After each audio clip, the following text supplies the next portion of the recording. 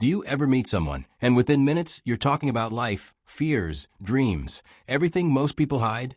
Maybe it's you. Maybe you're the kind of person who jumps straight into meaningful conversations while everyone else stays on the surface. You're not trying to be deep. It just happens. Your mind naturally searches for truth, emotion, and connection, even when the world likes shallow talk. Today, we're going to explore why some people love deep conversations, and how their past, their psychology, and their hidden emotional world shape them into who they are.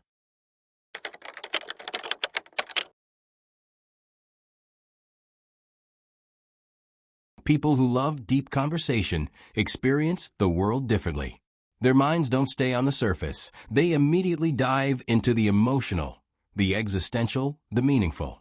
They want to understand personalities, patterns, traumas, dreams, and everything we hide beneath our everyday masks. But this isn't random. Psychologists explain that people who crave deep conversations often share a hidden emotional history, one that shaped their sensitivity, their insight, and their intense desire for connection. By the end, you might finally understand why you prefer depth over small talk, or why people like this are so rare and so misunderstood. They aren't trying to be mysterious. Their brains are simply wired to connect meaning with emotion. They feel everything intensely. They notice the tone of your voice, the hesitation in your words, the emotion you tried to hide but couldn't. Depth isn't a preference for them, it's instinct. Surface-level talk feels empty, like drinking water with no taste. Psychologists connect this tendency with high introspection, high empathy, and a mind that analyzes life in layers instead of moments. Many deep conversation lovers became this way because their childhood forced them to observe more than they could speak. They watched emotional storms in their homes. They learned to read tension, silence, and subtleties before they could even express their own needs. When you grow up studying emotions to survive, you naturally grow into an adult who understands them deeply. They became quiet thinkers, old souls in young bodies, people who felt things long before they had words for them. They aren't looking for perfect answers. They're looking for real ones. They admire honesty, vulnerability, and emotional rawness. They feel safer when someone says, "I'm struggling," rather than pretending everything is fine. Depth for them is not drama. It's connection. It's that moment when you finally see someone's truth, and they see yours. For deep thinkers, small talk isn't easy. It actually drains them. Weather, trending topics, random surface-level updates. Their minds crave meaning, not noise.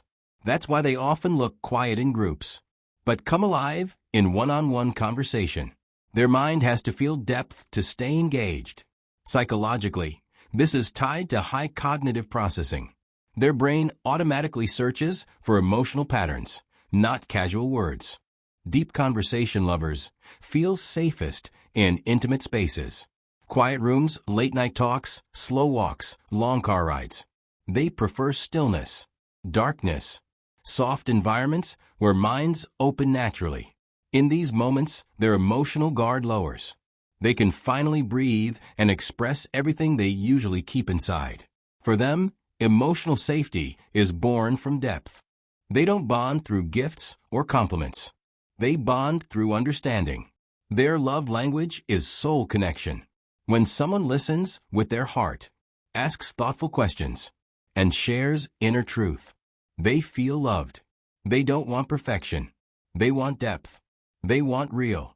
They want someone who isn't afraid to dive into the ocean of the mind with them.